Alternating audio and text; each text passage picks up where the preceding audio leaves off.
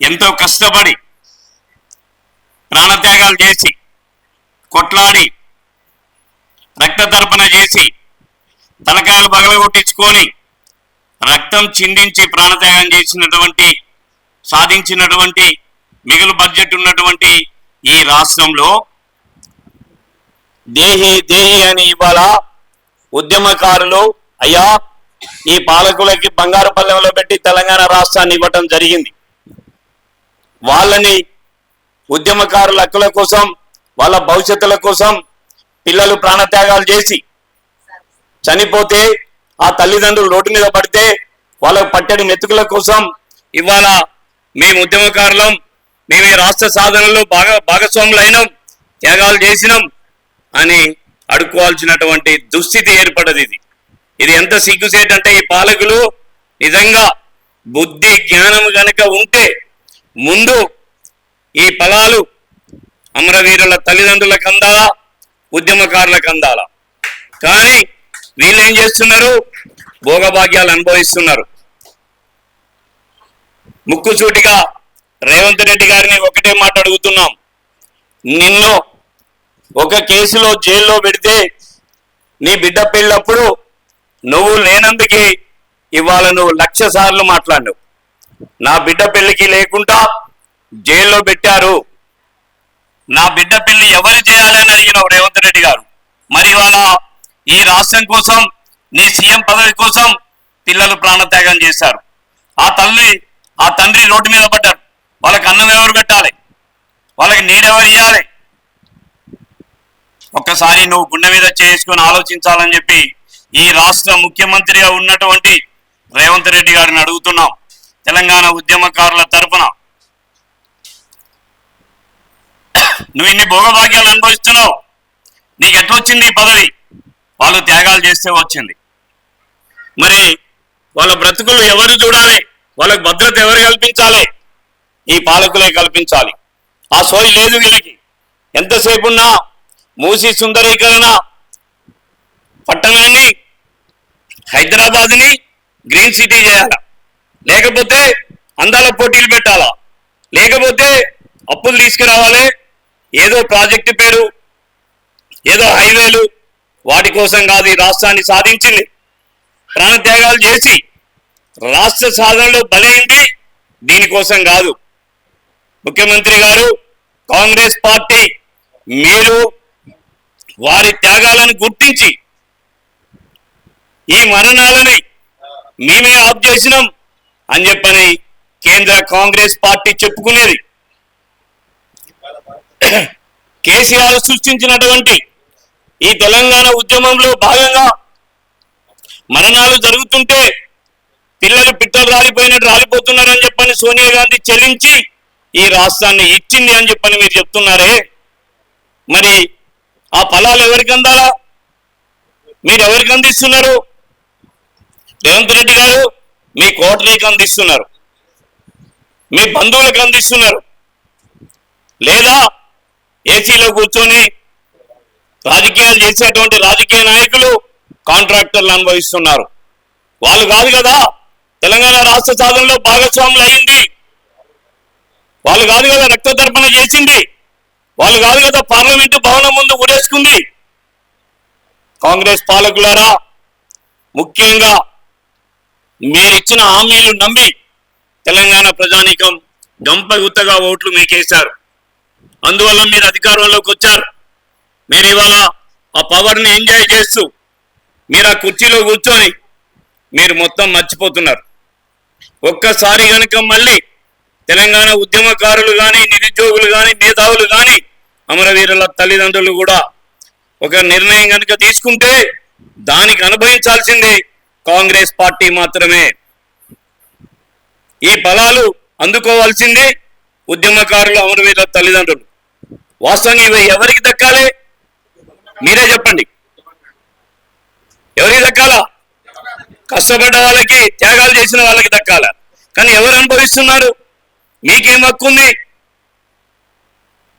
ఒక్కరోజు వారం 10 రోజులు జైల్లో పెడితేనే నీకంత బాధ అనిపించినప్పుడు పదే పదే చెప్తున్నావు. పొద్దున్ననక అసెంబ్లీలో నీ గొడవంతా కూడా కేసీఆర్ నన్ను జైల్లో పెట్టిండు, కేసీఆర్ అప్పులు చేసిండు. నిజమే, కేసీఆర్ అప్పులు చేసిన మాట వాస్తవమే. కేసీఆర్ తెలంగాణ రాష్ట్రాన్ని తీసుకొచ్చిన మాట వాస్తవం కదా. కాబట్టి దాంట్లో ప్రాంత్యాగం చేసింది వాస్తవమే కదా. ఈ గొడవలు పెట్టుకోవడానికి కాదు కదా నేను గెలిపించింది, ఈ రాష్ట్రాన్ని అభివృద్ధి చేయటం కోసం. ఆయన ఏం చేసిండో నువ్వు కదే చేస్తున్నావు. ఆయన చెప్పుల్లో నువ్వు కాలు పెడుతున్నావు. ఆయన నటించినట్టే నువ్వు నటిస్తున్నావు. ఆయన కుటుంబం కోసం చేస్తే నువ్వు నీ కోటరీ కోసం చేస్తున్నావు. నువ్వేం చేస్తున్నావు? 2 సంవత్సరాలు పడుతుందా? నువ్వు ఇచ్చిన 6 గ్యారెంటీలేనా చేయాల్సింది? అదేనా నీ బాధ్యత? తెలంగాణ అమరవీరులు కానీ, అమరవీరుల తల్లిదండ్రులు కానీ, ఉద్యమకారులు కానీ, తెలంగాణ సమాజం మొత్తం నీకు ఓట్లేసి నీకు ఆ పవర్ ఇచ్చింది 6 గ్యారెంటీల కోసమా? ఈ ఫలాలు అందరికీ దక్కడం కోసం ఎవరైతే త్యాగం చేశారో వాళ్ళకి అందించాల్సిన బాధ్యత నీ మీద, నీ కేబినెట్ మీద, నీ పార్టీ మీద, అందరి మీద ఉంది. అది గుర్తించండి. మీరు నటించొద్దు. మీ మాటలు నమ్మే రోజులు పోయినాయి.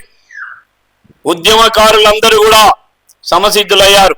అట్లాగనే ఈ సందర్భంగా కొన్ని ఉద్యమ సంఘాలలో కొంతమంది జొరబడి ఇప్పుడు రాష్ట్ర వ్యాప్తంగా హాట్ టాపిక్ అయిపోయింది. ఉద్యమకారులకు అన్యాయం జరిగింది, అమరవీరుల తల్లిదండ్రులకు న్యాయం చేయాలా అని మీరు పొద్దున్ననగా చెప్పి 2 సంవత్సరాలు మర్చిపోతే ఇవాళ ఉద్యమకారులు లైవ్ లో వాళ్ళకి న్యాయం జరగాలని చెప్పని దాదాపు 7 సంవత్సరాల నుంచి కొట్లాడుతుంటే కొంతమంది రాజకీయ నాయకులు, కొంతమంది మేధావులని దీంట్లో ఎంటర్ చేసి సంబంధం లేనటువంటి వాళ్ళు మేము ఉద్యమకారులమని చెప్పని రంగప్రవేశం చేస్తున్నారు. మిత్రులారా, అది మనం గమనించాలి. అందుకనే ఈ సమావేశం యొక్క ముఖ్య ఉద్దేశం ఏంటంటే జిల్లాలలోకి వెళ్ళాలి. ఇది జనరల్ బాడీ, ఇది బహిరంగ సభ కాదు. ఈ తెలంగాణ జాయింట్ యాక్షన్ కమిటీని పునరుద్ధరించడం కోసం దీంట్లో కొంతమంది వ్యక్తులు జొరబడి ఆ సంఘమని ఈ సంఘమని మొత్తం జేఏసీని పక్కన పెట్టి ఇతర వాటికి ప్రాధాన్యత ఇచ్చి దాదాపు 3 నెలల నుంచి జేఏసీని మర్చిపోయేటట్టు చేశారు. వాళ్ళ నుంచి బయటపడి ప్రతి జిల్లాకి వెళ్ళి అక్కడ సిన్సియర్ గా క్రియాశీలకంగా పనిచేసినటువంటి ఉద్యమకారులందరినీ మేలుకొలిపి కోఆర్డినేషన్ చేసి వాళ్ళందరితోని ఈ గవర్నమెంట్ లో ఉన్నటువంటి మంత్రులను కానీ ఎమ్మెల్యేలను కానీ నిలదీయటం కోసమే ఈ సమావేశం యొక్క ముఖ్య ఉద్దేశం. మిత్రులారా, మనమంతా కూడా మరో పోరాటానికి తయారు కావాలి. ఎస్, ల్యాబింగ్ చేద్దాం, చేయొద్దని కాదు. ఎందుకంటే ఈ సన్నాసులకి ఎంత మొద్దు నిద్ర ఉంటుందో, ఎంత స్వార్థం ఉంటుందో కాంగ్రెస్ పార్టీ అధికారంలో ఉన్నప్పుడు ఎంతమంది బలయ్యారో దానికి ఎవరు బాధ్యులో తెలంగాణ సమాజానికి తెలుసు, మేధావి వర్గానికి తెలుసు. కాబట్టి ఇప్పుడు కూడా వీళ్ళని నిలదీయకపోతే గుర్తుపొందే బర్రె, అవునా కాదా? గుర్తుపొందే బర్రె కాదా? ముడిగడ తీసుకొని పడాలా లేదా? అట్లయితే కదా వీళ్ళు దారికి వచ్చేది. ఎప్పుడైనా కానీ అడగంగానే న్యాయమైన సమస్య అయినా సరే ఈ పాలకులకు కానీ అధికారులకు కానీ అర్జీ పెట్టుకోగానే ఇచ్చినట్టుంటే ఇన్ని ఉద్యమ సంఘాలు ఇన్ని పోరాటాలు చేయాల్సిన అవసరం లేదు. మిత్రులారా, వీళ్ళని నిలదీయాల్సిందే, కడగాల్సిందే, ధర్నాలు మళ్ళీ చేయాల్సిందే, వీళ్ళని గెరావ్ చేయాల్సిందే. మంత్రులను తిరగనీయకుండా చేస్తేనే సీఎంకి సురుకంటుతుంది. మంది న్యాయమైన సమస్య ఈ తెలంగాణ ఫలాలుగా అడగటానికి ఉద్యమకారులకు చెందటానికి మనకు హక్కు ఉందా లేదా? ఉందా లేదా? చేతులెత్తండి ఒకసారి. ఒక్కసారి మిత్రులారా ఒక ఫోటో తీయండి. సంపూర్ణమైన మద్దతు ఉందో లేదో మీరే దయచేసి అదొక్కటి తీయండి. అవసరం అనుకుంటే 2 చేతులు ఎత్తండి, సీఎంకి తెలవాలి. అది మనమందరం కూడా మనం ఏదో హింసా మార్గాన్ని ఎంచుకోలే. తెలంగాణ రాష్ట్రాన్ని ఎట్లా తీసుకొచ్చినామో అట్లాగనే మన హక్కుల్ని సాధించుకోవడం కోసం న్యాయబద్ధంగా శాంతియుతంగా కొట్లాడటం కోసం మీరందరూ సిద్ధమే కదా? మేమైతే సిద్ధమే. మేమెక్కడ కూడా రాజీ పడలేదు. తెలంగాణ పోరాటం స్టార్ట్ అయిన దగ్గర నుంచి ఈనాటి వారి కేసీఆర్ తో పాటు అరెస్ట్ అయిన, జైల్లో ఉన్న, ఢిల్లీ జంతర్ మంతర్లో అరెస్ట్ అయిన, ఈ చిక్కడపల్లి పోలీస్ స్టేషన్ లో ఉన్న, అసెంబ్లీ ముట్టడికి వచ్చినప్పుడు అట్లానే కేసీఆర్ అరెస్ట్ చేసి ఖమ్మం జైల్లో పెట్టినప్పుడు ఆయనతో కూడా ఉన్నా. ఆనాటి నుంచి ఈనాటి వరకు కూడా ఏ రాజకీయ నాయకుడికి కానీ పార్టీకి కానీ నేనైతే లొంగిపోలేదు, రాజీ పడలేదు. జైలు పోవడానికి కానీ చివరికి ఈ దుర్మార్గుల చేతుల్లో బలి కావడానికి కూడా సిద్ధమై ఉన్నాం తప్ప, అవునా కాదా? మేమెక్కడ కూడా పదవి కాంక్షతోనో ఆర్థిక పరమైన ఒత్తిళ్లతోనో రాజకీయ ఒత్తిళ్లకు మాత్రం మేము లొంగలేదు. కాబట్టి ఇప్పుడు కొంతమంది సంబంధం లేనటువంటి వాళ్ళు రాజకీయ నాయకులకు కానీ పార్టీలకు కానీ తొత్తులుగా వ్యవహరిస్తూ ఈ సబ్జెక్టును పట్టుకొని ఈ అంశాన్ని తీసుకొని ఉద్యమకారులను వెనకేసుకొస్తున్నట్టుగా నటిస్తూ వాళ్ళు దొంగ నాటకాలు ఆడుతున్నారు. వాళ్ళని నమ్మతో ఈ సిటీలోనే ఈ అసెంబ్లీ చుట్టూ ఈ సెక్రటరియట్ చుట్టూ తిరుగుతున్నారు తప్ప జిల్లాలకు వచ్చి క్రియాశీలకంగా పనిచేసింది జిల్లాలలోనా లేకపోతే సెక్రటరియట్ చుట్టా? జిల్లా హెడ్ క్వార్టర్లో కదా, మండల స్థాయిలో కదా, తలకాయలు పగిలింది, ఈపులు పగిలింది, పోలీస్ స్టేషన్ లో పడ్డది, జైల్లో పడ్డది జిల్లా హెడ్ క్వార్టర్లో కదా.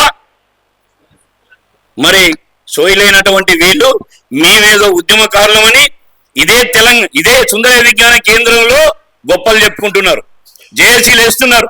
అదంతా అబద్ధం. ఇప్పుడు మన ప్రోగ్రాం కూడా ఏంటంటే ఖచ్చితంగా జిల్లాలకు వెళ్లాల్సిందే. జిల్లాలలో ఉన్నటువంటి క్రియాశీలక ఉద్యమకారులందరినీ కోఆర్డినేషన్ చేసి ఖచ్చితంగా 3 నెలల్లో అసెంబ్లీనా లేకపోతే రేవంత్ రెడ్డి ఇంటినా లేకపోతే ఢిల్లీనా ముట్టడి చేస్తాం, నిలదీస్తాం. ఆ తర్వాత వినకపోతే మీ ఇళ్ల ముందు సావుడప్పు కొడతాం, మీరు దచ్చిన దాని కింద లెక్క. ఆ తర్వాత అది కూడా కాకపోతే ఓటు ఆయుధం ఉంది, అంబేద్కర్ గారు చెప్పినట్టుగా ఆయుధంతో మిమ్మల్ని తీసుకెళ్లి ఈ మూసీ నదిలో కలుపుతాం. కాబట్టి హెచ్చరిక చేస్తున్నాం, సీఎం రేవంత్ రెడ్డి గారు, నీది ఎంత బాధో నీ బిడ్డ పెళ్లికి లేకపోతే మళ్ళీ నీకు గుర్తు చేస్తున్నాం. నువ్వెంత బాధపడ్డావో పిల్లలు ఆత్మ బలిదానాలు చేసుకుంటే ఆ తల్లులు కూడా వాళ్ళు ఎంత ఆవేదన చెందుతున్నారంటే, వాళ్ళు ఎంత బాధపడుతున్నారంటే ఇల్లు లేదు, అన్నం లేదు.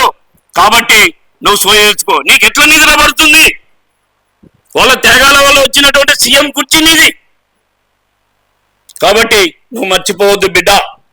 నీకు తగ్గట్టుగా తెలంగాణ సమాజం తెలంగాణ సాయుధ పోరాటం అప్పుడు కానీ నిజాంకు వ్యతిరేకంగా కూడా పోరాటాలు చేసినటువంటి చరిత్ర ఉంది. అట్లాగనే ఆంధ్ర వాళ్ళకి వ్యతిరేకంగా లాఠీలకి తూటాలకి నిలబడి రాష్ట్రాన్ని సాధించుకున్నటువంటి చరిత్ర తెలంగాణ ప్రజలకు సమాజానికి ఉంది.